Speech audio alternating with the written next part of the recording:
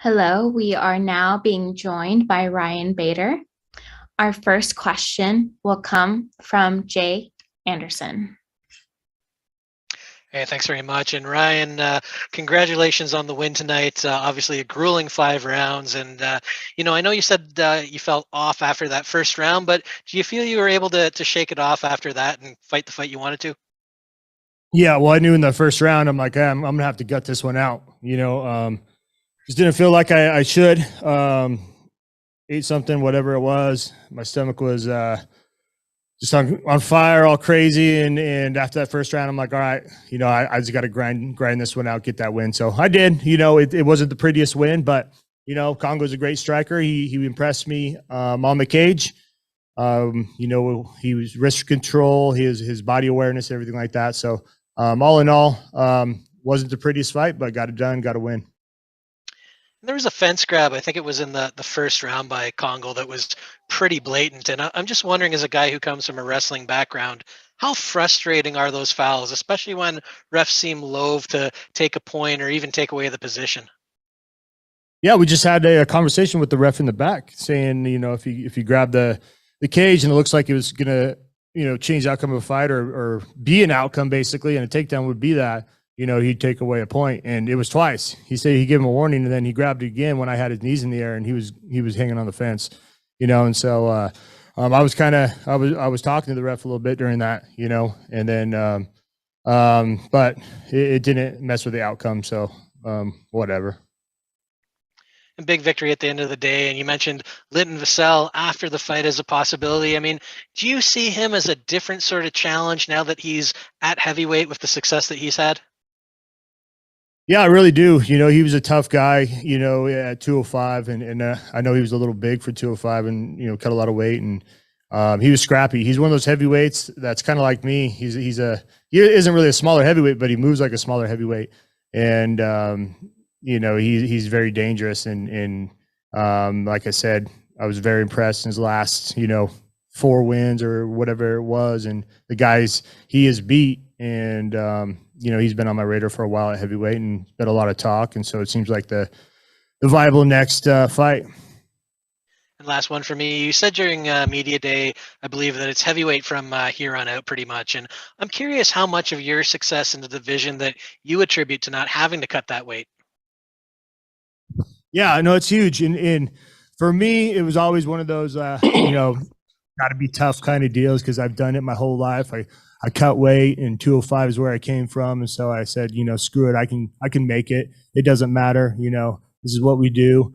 But those fights at light heavyweight, I just couldn't take the shots that I can at heavyweight, and getting older. I'm 38 years old, cutting down 35 pounds and getting in a fist fight the next day is not very conducive to health. And so I really clicked when I fought Moldavsky at heavyweight, and I felt great. I took big shots. I took good shots in this fight too, and was fine. So time to move on.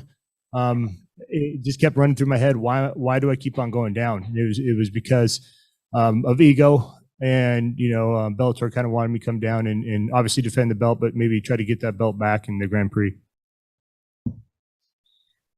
Ken, next question. Hey, Ryan, congratulations on the win. Kay Williams for Ken Chronicles Media. So for the most part in tonight's match, you controlled the pace of the match. Was that a strategic game plan? And also, Kongo is considerably taller than you. How are you able to take his reach away from him in tonight's match? The game plan, was to kind of get him down and get tired. He impressed me with his cardio. He impressed me with his body awareness on the cage and how hard he was to get off that cage. But we brought in a guy called the Mountain, Antonio, over here, was 6'5", big, tall. And so, training with him, I wasn't, I was able to go in and get in that distance, hit him with some jabs and hit him with some overhands and some hooks and all that kind of stuff. And it wasn't a problem. If I didn't have Antonio here, it would be different story going in there and seeing that length for the first time. But props to Kongo. He did a lot of things great. Dylan, next question. What's up, Ryan? Back to Linden for a second. You called out the big swarm immediately following your victory. What specifically intrigues you about that matchup, and how do you feel you match up with Linden stylistically? Man, it was just a fun fight. The first fight, it was all over the place. You know, he's a squirrely dude. He reminds me of my training partner, CB Dalloway, in the gym, just all over the place and can scramble. And it was a fun fight. I just always look back on that fight, and it was a fun, good time. And I've been watching him in the heavyweight division and looking at the heavyweight division. It was always, Tim Johnson, Kongo, and Fedor was the only three really talked about for a couple of years. And so Linton's kind of made his name, and he's in that mix. And I feel like he's jumped those guys. So he seems like the next logical guy. Makes sense. Shout out CB. And then also back to Kongo.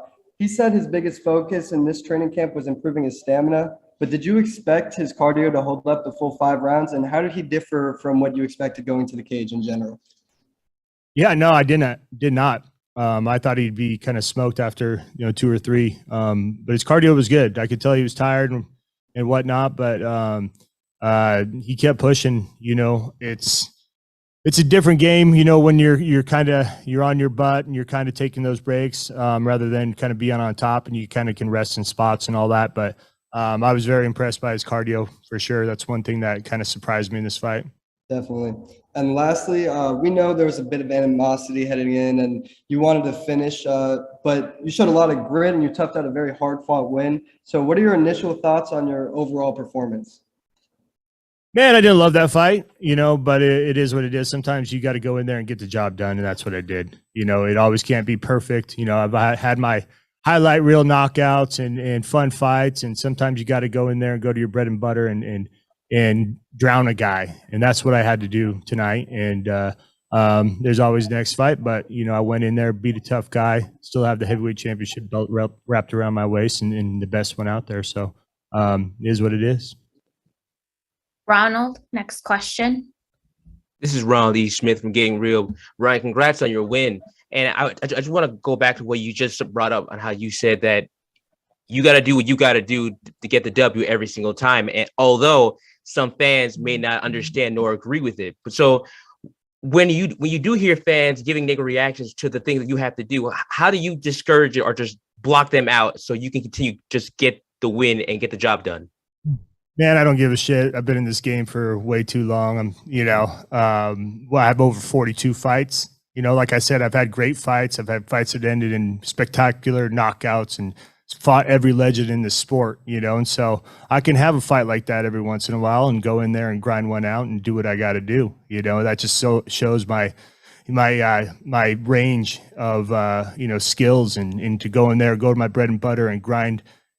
We're fighting for world titles here. I'm not fighting a, 10th ranked guy in this sport. Every fight I have is for a world title. And so it's the best guy in there. And, like I said, I knock him out. I go to a decision sometimes. It is what it is. I go out there and get the win. I still have that belt. Awesome. Thank you so much, Ryan, for your time. That concludes our session with you. Thank you. Recording stopped.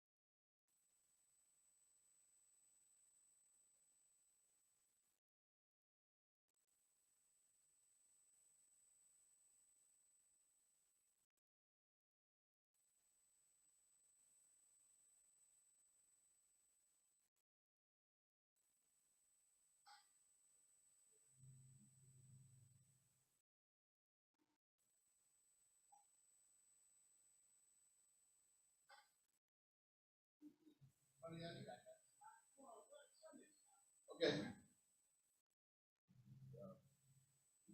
Bachi? You know Bachi?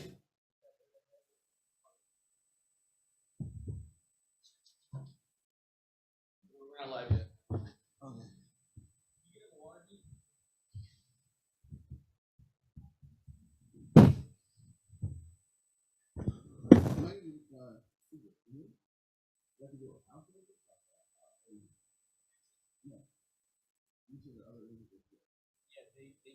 Okay, perfect.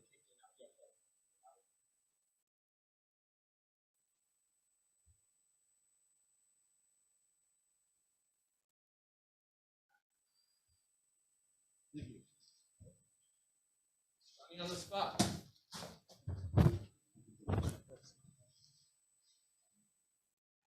There's Dar. There's Charlie. Hey, yeah, any questions?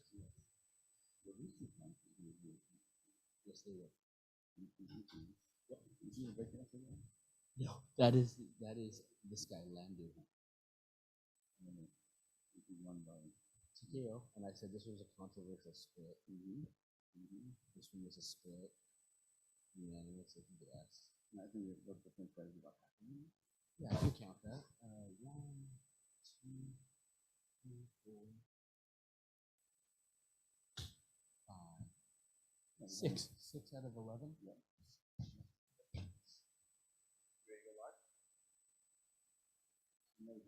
All right, bro.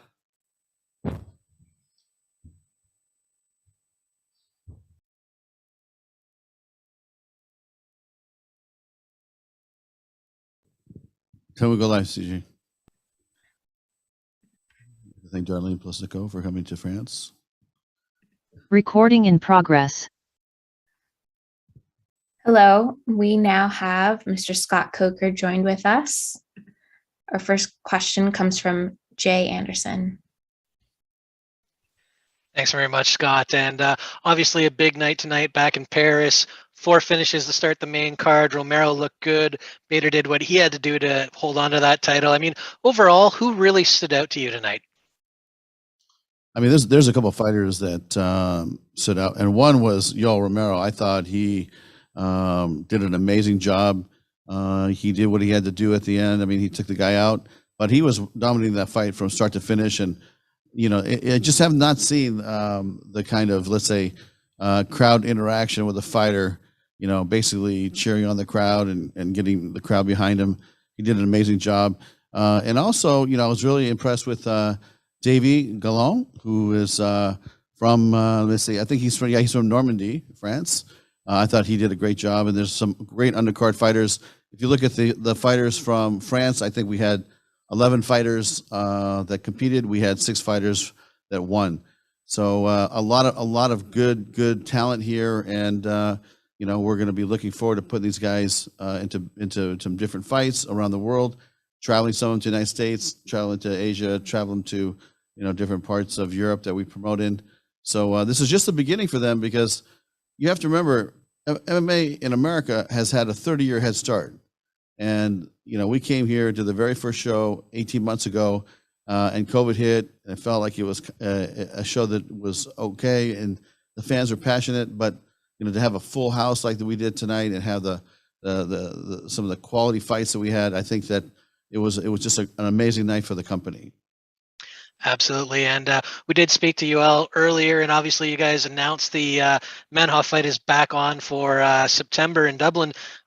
He said he's looking past that, and he wants a fight at 185, maybe towards the end of the year, if all goes well with Melvin. Is that something you're open to? Yeah, absolutely. I mean, one of the reasons why we brought Yoel Romero here was to eventually fight Gegard Mousasi. So if Gegard keeps winning and Yoel keeps winning, I think you'll see a collision at some point at 105 or 185 or 205.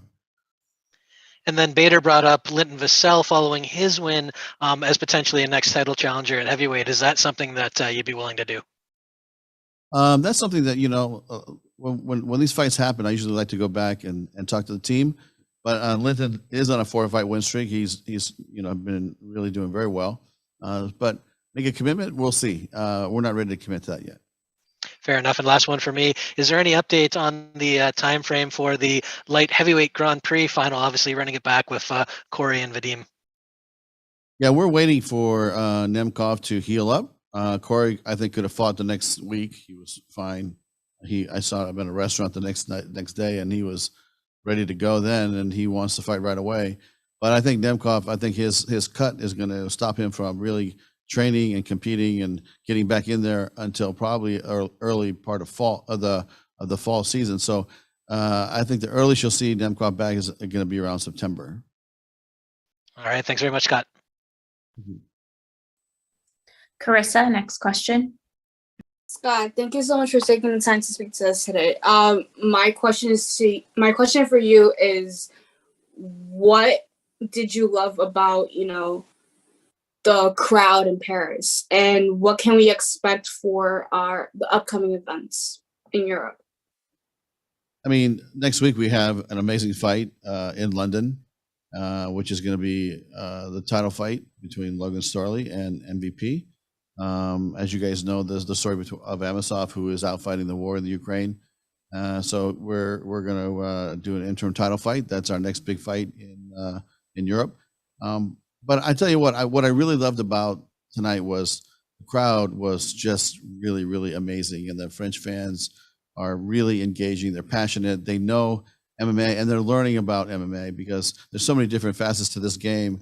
And again, like I said to the last interview questionnaire, was that this is a 28-year head start that America has had on France's MMA introduction. So you talk about 1993 till next year is going to be 30 years. So in France, it's only been an 18-month process. We came here, we got the first show. The government awarded us the very first show in 2020.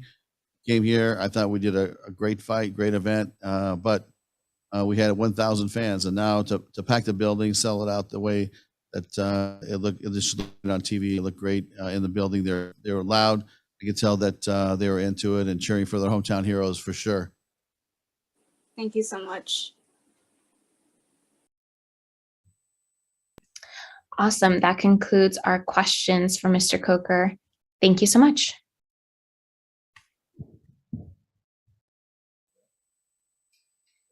Recording stopped.